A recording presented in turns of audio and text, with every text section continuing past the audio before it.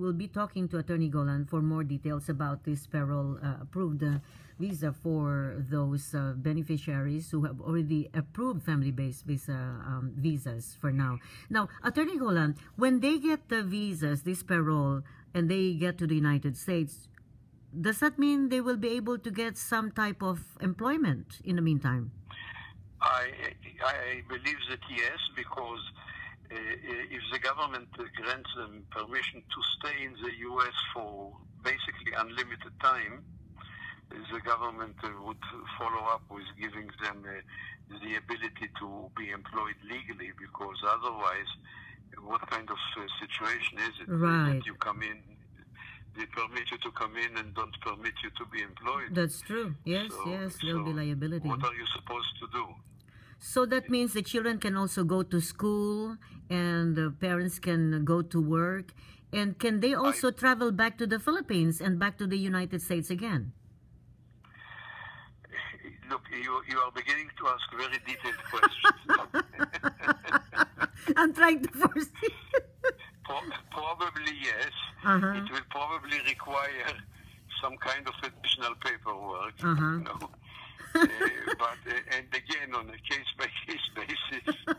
But I cannot give such answers now. We're trying to give hope to those people that. They are not even here yet, and you are already asking them if they can go back. That's right. Oh, by the way, when they're allowed to enter the United States, can the other members stay in the meantime in the Philippines and try to save some money for their airfare before they get in, as long as they meet that within the 5-year period? Probably yes, but here comes the but.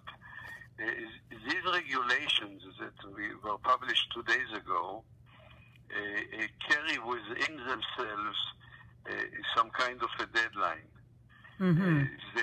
They say they encourage all potential beneficiaries to apply not later than 5 years from now, because they expect that those regulations will be cancelled or will be reversed in 5 years. So I don't really. I would advise anybody who is eligible to do it immediately, and not to do it in stages like a salami system, slice by slice. You know, they have no money to travel. Well, you know, if you have no money, you have no money. There's nothing I can do about that. But if it's a matter of convenience, that's true. It would be a mistake, because you that's never right. know when this kind of thing will end abruptly. That's very true. Yes. Okay. Yes. If the government gives you something, grab it and take it. That's right. Yes. What? So that means, Attorney Golan, that within the 5-year period, if somebody receives an approval of their visa petition, they can still qualify. No. Oh, just right now. As a matter, apparently yes.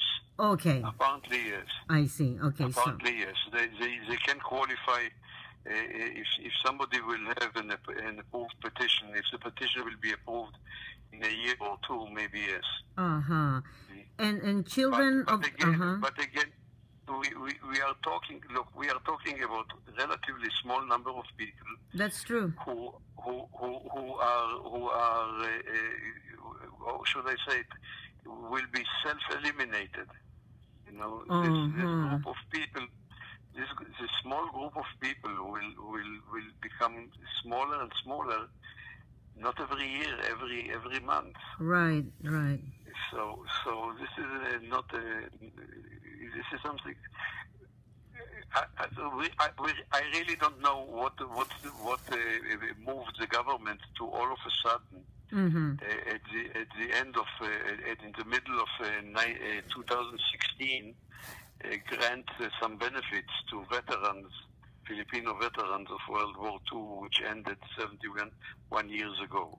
I always realize that, especially during election time, Attorney Golan, just before elections, something's come. You are very cynical, doesn't fit your young age. Because it's been a long time. These veterans have been working for this for many, many years now, for a long, long time. No, by the way, when you mentioned that the parent has to be aging and needs the care of a son or daughter who has an approved visa, do they have to present documents that the parent is ill and needs care? And if the parent is not ill, then they will not be able to come? Probably yes, because again, this case by case warning, case by case warning. Then any good lawyer will be very careful to submit as many documents, as many papers as he can.